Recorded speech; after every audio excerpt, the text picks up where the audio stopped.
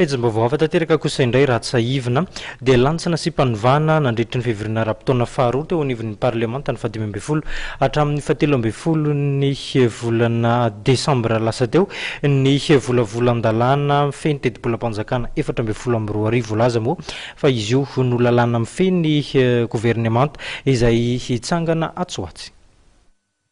Ny fahatanteran'ny fifidianana filoham-pirenena sy solombavam-bahoaka dia anamarika ny fahataperan'ny tetezamita sy ny fivorianan'ny filaminana manaraka ny lalam-pandrenana raha ny faharoan'ny ny lalàna mifehy ny Teti-bolam-panjakana 2012.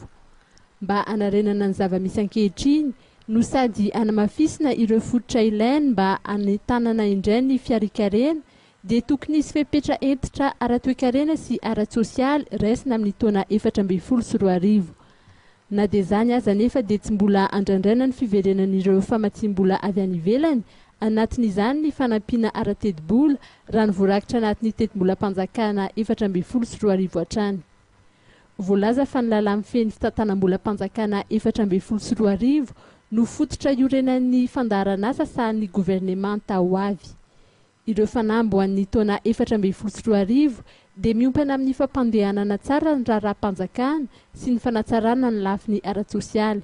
Ny faminavinana ny vola miditra amin'ny taona 2012 dia nijanona omalina trany na dia mahavelom-panantenana aza ny vinavina amin'ny asa-pamokarana. Ny tany tsindriketra dia ahatratra 10,700 ny ara-be, izany hoe vola miditra avy amin'ny etra mitentina 2,702,4 miliara ariary. Ny vola miditra avy amin'ny etra anatiny dia ho 3,707 miliara ariary ary ny vola miditra amin'ny fahadiseranana kosa ho 12,907 miliara ariary. Ny vola miditra koatry ny etra kosa dia hitetina 80,7 miliara ariary. Ny fandaniana rehetra kosa dia tazonina amin'ny fetra ahafahana mizaka ny fantiatoka ara-teti-bola. Izany dia voafaritra ho 7,703,3 miliara ariary mandritra ny taona 2012, izany hoe hitombo 5,200 raha oharina amin'ny lalàna mifehy ny Fitantanam-bolam-panjakana 2012.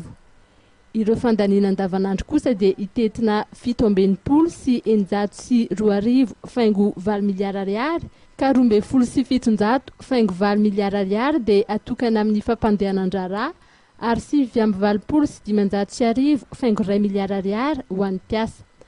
Arak'izany fa tsy antoky ny Teti-bolam-panjakana andrasana dia 2,400 ny ara-be 2012, izany hoe 7,402 miliara ariary. Ny famatsiana izany dia ahatratra 7,200,7 miliara ariary avy amin'ny famatsiam-bola anatiny ka ny 7,7 miliara ariary dia avy amin'ny banky ary 7,50 miliara ariary dia ivelan'ny banky.